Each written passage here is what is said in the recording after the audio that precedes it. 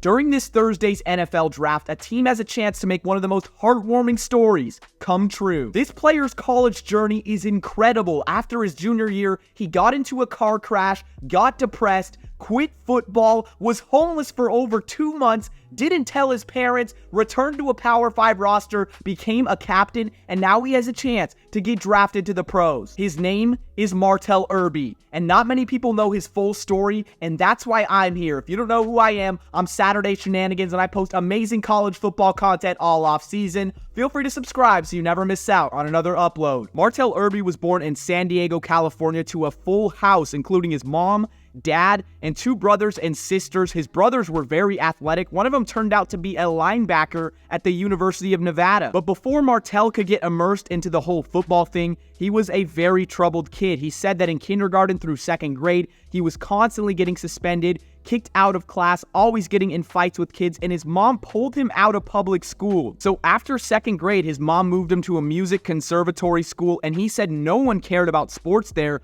so he fell in love with art and creating music, and he was just playing football on the side for fun. But as he grew up, that side hustle of football kind of took over because he was the best kid on the field in Pee-wee, middle school, and even in high school. He was 5'10", 200 pounds, the starting running back for Morse High School, and he also was a hawk on the defensive side of the ball as a DB. He was so good that he earned a 3-star rating according to 24/7 Sports in the class of 2018 and multiple Division I offers from schools like Hawaii, Air Force, Army, Arizona, and UCLA. But that wasn't even his biggest accomplishment because back at the music elementary school, he started playing the saxophone and was exquisite. He was part of the award-winning jazz ensemble for the San Diego School of Creative and Performing Arts. At that time, he didn't know how far football was going to take him, and his career goal was to be a musician. But it was time to put the music aside for just a second because he committed to play for the UCLA Bruins in the 2018 season under head coach Chip Kelly. He was recruited as a running back, so in his freshman season, he saw the field in all 12 games. He ran for a season-high 47 yards against Stanford and had 30-plus rushing yards in 4 games. 2019, Martell Irby's sophomore season, UCLA's looking to improve from a horrible 3-9 season the year before, and he actually sees less time on the field. He only played in 8 games. He did have some time on special teams, but his career high was a 21-yard rushing performance against Colorado. 2020, the COVID season, and unfortunately, this was the time where things started going downhill in Martell's life. When asked later about this time, he said, quote, "I stopped loving the sport." He was coming back from a meniscus tear. He had multiple positive COVID tests. There were shifts within his coaching staff. It was rough for him. He did not see a single snap on the field during that season, but luckily he had music to turn to when times were getting rough. He really spent a lot of time on his creative work. 2021, he actually flipped sides of the ball, going from running back to defensive back, which many people thought that this would be best for him all along. He played in all 12 games, had a punt block versus Oregon, and 4 tackles versus Arizona State, Utah, and USC. Going from a running back who wasn't getting any meaningful snaps to coming up huge for his team on special teams and defense in big games,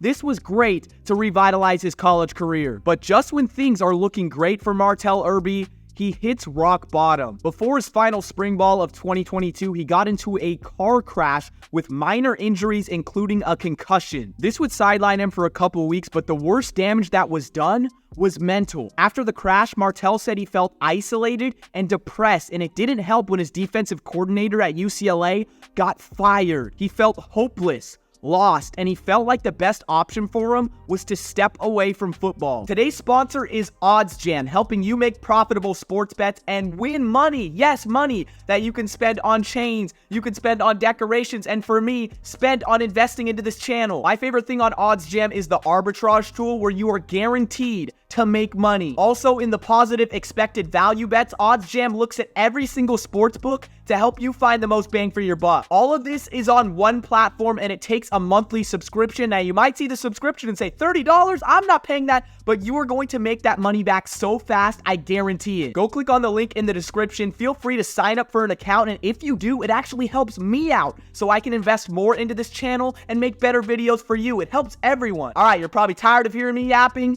Back to the video, and in typical creative Martell fashion, instead of making a statement given out to his team and the public, he made a song explaining that he would quit football, and his main message was that he was more than a football player. He continued making music all throughout the fall of 2022, but after sitting on the couch and watching some college football like we all do, he realized that he missed it. He still had much more love to give the game, and it was not over as he had one more year of eligibility. He said he got on his phone and personally contacted as many coaches as he could. And then when he got into contact with his former defensive coordinator, Johnny Nansen, who was then coaching at Arizona, he said he would give Martell a shot as a walk-on. But there was nothing official about this. Martell still had to go to Tucson at the beginning of 2023 to prove his roster spot. I'm sure we've all lied to our parents before about little things, but Martell took it to the next level when he told his dad that in January of 2023 he was going to join the Arizona football team while staying at a teammate's house. But Martell fully knew that he was not on the team, didn't have any teammates, and had no place to stay, but he went anyways and bet on himself. He drove his Kia from San Diego to Tucson and slept in the parking lot of a Target and Planet Fitness every single day until spring ball started. He bought a membership to Planet Fitness. That's where he would go to work out and stay in shape, and also to brush his teeth and shower. During spring camp, he was officially on the team as a walk-on. He had a place to stay and was no longer homeless. But since he wasn't on scholarship, he still had to work a part-time security job to stay afloat financially. Despite all the craziness in his life, he came into Tucson as a walk-on senior. Never having anything to do with that program, he worked so hard that he was labeled a team captain before the 2023 season. His most notable accomplishment, according to head coach Jedd Fisch, was the fact that he started camp at 224 pounds and dropped down to 197 before the season. This showed that he not only had the mental toughness to stay locked in with the X's and O's on the field,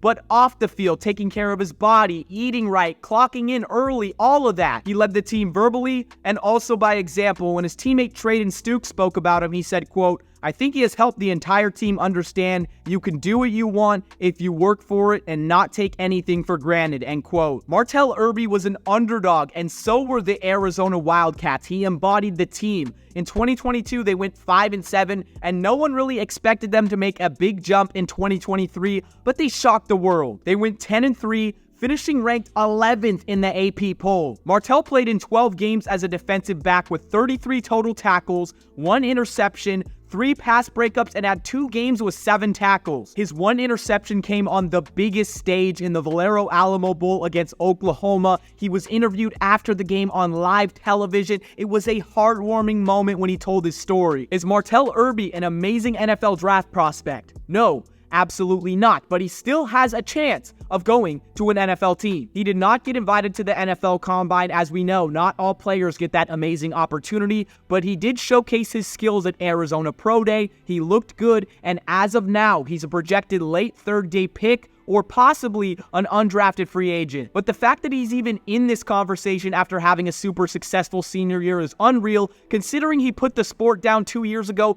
didn't even think he would ever pick up a football. Martell Irby's story is one of resilience, betting on yourself, and keeping faith no matter what. Alright, at the end of each video, I'm not going to do my typical, okay, bye outro. I'm going to do a post-game interview.